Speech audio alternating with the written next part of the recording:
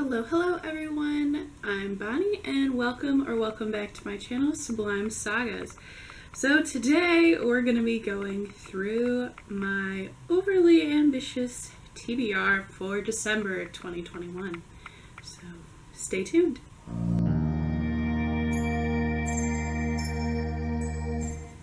So in the month of December, I plan on participating in at least 2 readathons throughout the month. The first one being the Festive Readathon hosted by Steph at Steph Loves, which is taking place the second week of December. And the other readathon that I plan to participate in is Sprintathon hosted by Pris at Pris Sprints, which is the following week after Festive Readathon. Both have prompts to complete within the readathon.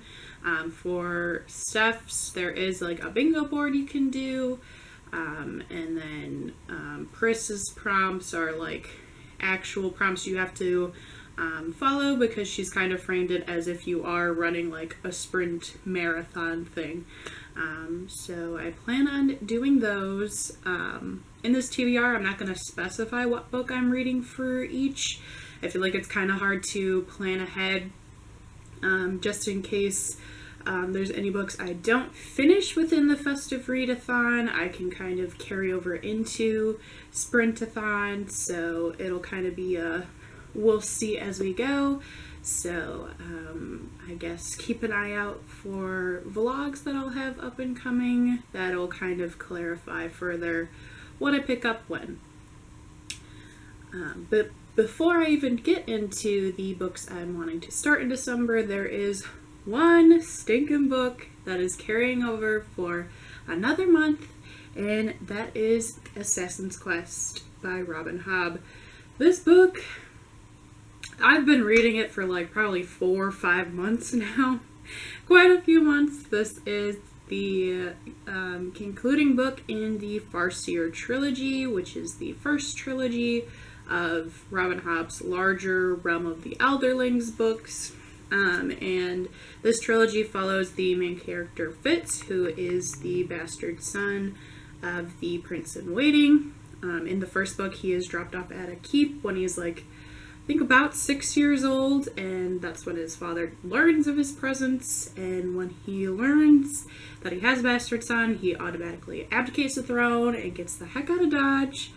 So then it's kind of Fitz growing up in this realm and kind of being split between 2 worlds of like, he has ties to the royal family, but he isn't a legitimate heir. So it's kind of like, oh, is he of importance, or is he just like there to piss people off? It's kind of like that. But the king ends up taking a liking to him and decides to have him trained as an assassin. So lots of court intrigue, family dynamics occur in these books. I will say it is very slow-paced, character-driven stories, hence why it's been taking me so stinking long to complete this one. But I only have about 100 pages left, so I will finally conquer this book in December, and I could just feel good that I've completed one of Robin Hobb's trilogies. So this is my top priority to finish in the first week of December before we get into the other readathons and that sort of thing. So top priority, Assassin's Quest. The next book I'm hoping to get to during one of the readathons is Fangs by Sarah Andersen. This is a recent purchase of mine. I picked it up on sale from Target, and I couldn't resist getting it when it was on sale. Literally everyone I've seen read this on BookTube was loving it. It's super short, and it's a love story between a vampire and a werewolf, and it's a graphic novel, and I hope I love it. After that, the next book I'm hoping to get to in December is The Beautiful Ones by Silvia Moreno-Garcia. This is one of her older novels, I believe, that got re-released since she kind of boomed in popularity from Mexican Gothic, which I super enjoyed myself. So I wanted to pick up another of her works. This is like its debut season for them, and the main character has telekinesis, and I believe she meets a man that also has similar powers, so I think it's a story of their relationship, I believe. But yeah, that's kind of all I know, but I don't know, I feel like her work, even though I've only read Mexican Gothic, I feel like it's a good one to go in kind of only knowing vague things, because Mexican Gothic got crazy, so I'm hoping this enthralls me and goes a little crazy as well. It's another one that's decently short, but yeah, so hoping to get to this one in the month. Since it is short, let's see how many pages. Yeah, 292. I think this would be a great pick for one of my readathons as well. The next book that I'm hoping to get to in December, because it feels correct. It feels correct. It is a classic, which I haven't read a classic in a while, but it is Little Women by Louisa May Alcott. I think I don't really need to explain Little Women. It's a classic, super popular. Like they just redid an adaptation of it a couple years ago, which that one was fun. I really enjoyed the adaptation. But yeah, I've never read it. I know people really rave about it. It's just a story of a family of girls growing up all together. But literally it begins at Christmas time. Like, yeah. The first line, Christmas won't be Christmas without any presents. So, it's December. This opens at Christmas time. I'm like, I gotta do it. I gotta squeeze this in on the TBR and hopefully get this done. I don't think it's that long. I don't know. I'm not sure. I think there might be like afterward notes in it from this Barnes & Noble Classics edition. I'm not sure. But yeah, so I'm hoping to finally check this off my list as completed. The next two books I'm going to mention are rereads. Every time December comes around, ever since like, what was it, 2018? I don't know, a few years ago when I discovered the Nevermore books, I fell in love with them and just find them so perfectly cozy for Christmas rereads. So I read Nevermore by Jessica Townsend last month, and so I'm hoping to continue my rereads with Wundersmith and Hollowpox by Jessica Townsend.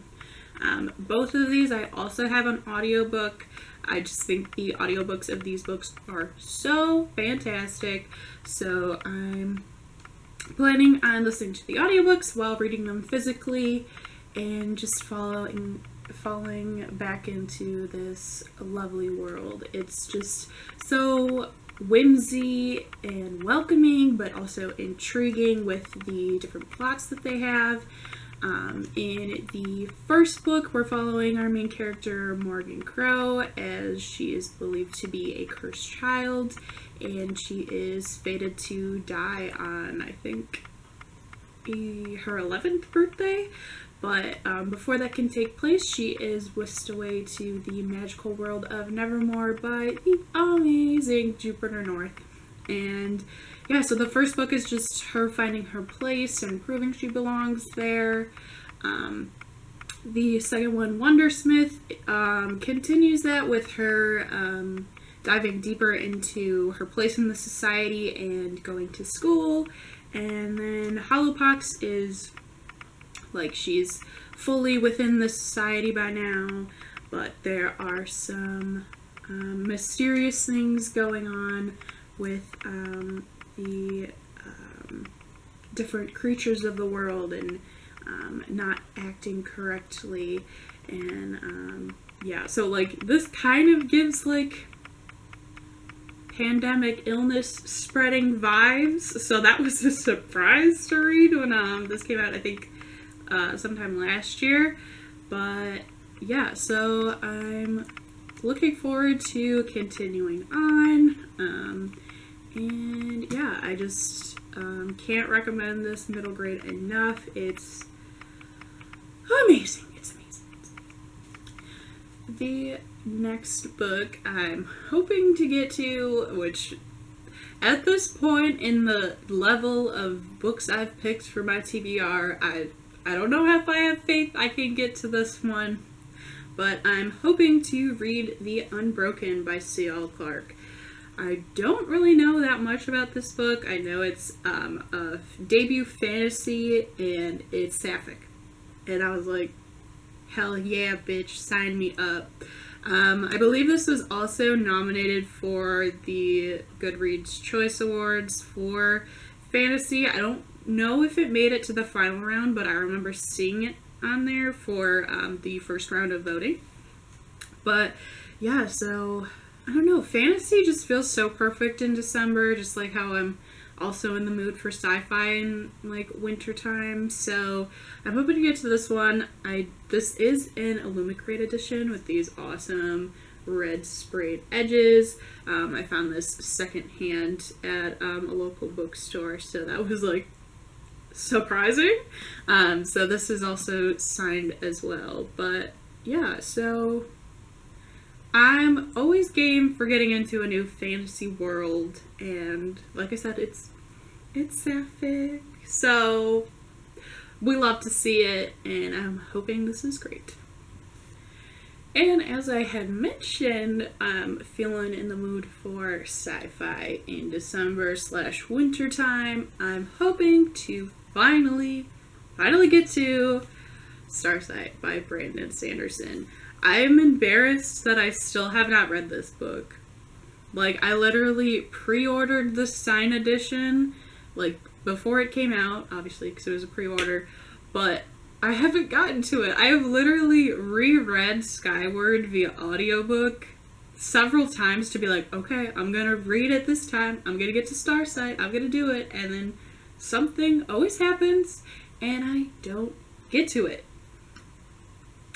But being that the sequel to this one, Cytonic, just came out in November, I'm feeling the push again to get caught up with this series. This is Brandon Sanderson's YA sci-fi series following our main character Spencer. And they're all set on this world where they had crash landed. There is like a war going on with some kind of alien life form called the Crow that is keeping our main character and their whole community kind of underground in caves, but they do have a flight academy that fights back, and Spencer is determined to become a pilot just like her father, who everyone else believes is a traitor that has disgraced her family, but she does not believe he turned traitor at all. So she is extremely determined and set in her ways. So it's kind of the story of her finding her way into the academy and proving her worth and that sort of stuff. And just fun sci-fi going on and like flight simulations and all that. And then there's also a great robot character I won't really go into too much for spoiler reasons, but he's super entertaining as well. So I adore Skyward, the first book. I gave it 5 out of 5 stars literally every time I've read it or listened to it, so I'm hoping to finally get to this one. Like, just please future body, just read it. And then the final book I have on this TBR, I think I'm like the most ready to dive into once I've finished Assassin's Quest, and that is Our Violent Ends by Chloe Gong, the concluding book in the These Violent Delights duology. And just like the first one, this is a Romeo and Juliet retelling set in 1920s Shanghai between two rival gangs, the White Flowers and the Scarlet Gang. And yeah, it's just so amazing how Chloe Gong does these characters. They are aged up, so they aren't like 14, 15, whatever Juliet is in the Shakespeare original tale. So it's fun to be like, ooh, alluding to their past interactions, but we see them now all gruff and feeling all betrayed and all that. So, you know, the drama of it all. But yeah, I'm super excited to get to this one. I am terrified where it's gonna go from here. You know, Romeo and Juliet is a tragedy. Womp womp. I'm so scared, but I did read the first chapter of this the day I purchased it from Barnes & Noble and was already like so in love with being back in the world with these characters. So I'm super hoping to get to this one and wrap up this duology. So that is just gonna about do it for this video. That is my overly ambitious TBR. Oh, I grabbed my hair. Oh, my overly ambitious TBR. I'd love to know what you're reading December. Is there any of these that you think I should prioritize? Yeah, hype me up, or like, you let me know what you're reading, I'll hype you up. We need to get these books done before the end of the year. Are you doing Goodreads reading goals at all? Have you fulfilled yours? I have looked out and have hit my goal of 100 books a couple weeks ago, so I have met the goal, but it would be great to kind of get a few more in to see how many I can read this year. But yeah, so thanks so much for watching, and chat to you in the comments. Bye!